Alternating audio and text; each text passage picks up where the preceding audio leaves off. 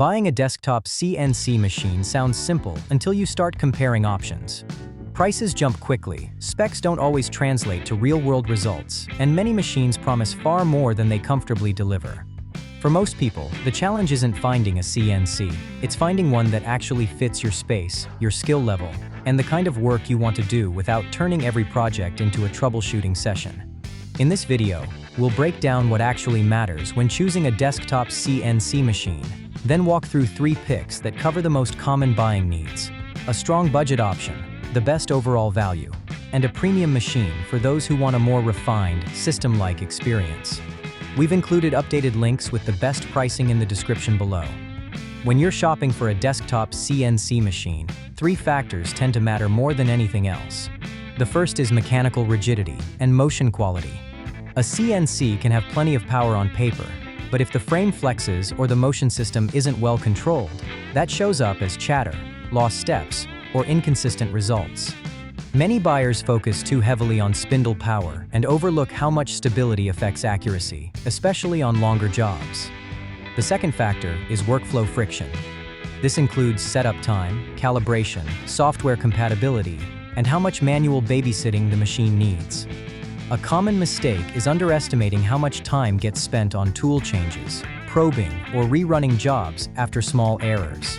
Machines that reduce those friction points tend to feel far more capable in day-to-day use, even if their raw specs look similar. The third factor is growth potential. Most people don't stay at the same skill level they start with. A machine that supports upgrades, broader software compatibility, or expanded workflows can stay useful much longer.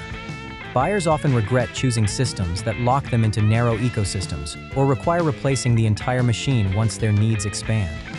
We looked across a wide range of popular and widely used desktop CNC options in this category.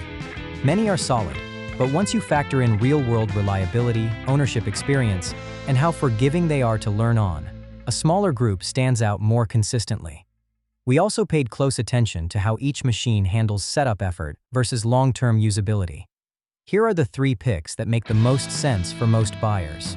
For the best budget pick, the Genmitsu 3020-PRO Max V2 stands out in the low $400 range. It delivers a level of capability that's genuinely useful for learning CNC fundamentals without forcing you into a multi-thousand-dollar commitment. One of its biggest strengths is the upgraded structure. The reinforced Y-axis profile, improved X-axis rail system, and solid aluminum spoil board all contribute to better rigidity than earlier entry-level machines. The redesigned Z-axis assembly also improves stability and makes future spindle upgrades more straightforward, which matters as skills grow. The OpenGRBL-based controller gives you flexibility with software choices, allowing you to use common CAD/CAM tools rather than being locked into a single workflow. The all-inclusive package, including limit switches, an offline controller, and a Z-probe, helps you start cutting quickly without immediately buying extras. The main limitation is that it isn't turnkey. It rewards patience and methodical setup, but can frustrate users expecting plug-and-play performance. Still, for the price, it offers a surprisingly complete CNC learning experience and remains a strong entry point. For the best overall value pick, the Foxalian Masuder 3S lands in the mid-$900 range and earns its place as the default recommendation for most people. It strikes a rare balance between ease of use, cutting capability, and long-term reliability without jumping into premium pricing. Assembly is notably quick and straightforward, which lowers the barrier to your first successful cut. The closed-loop NEMA 23 stepper motors are a standout feature here. They provide smoother motion, better torque, and more confidence during cuts, reducing the kinds of stalls and positioning issues that plague cheaper machines.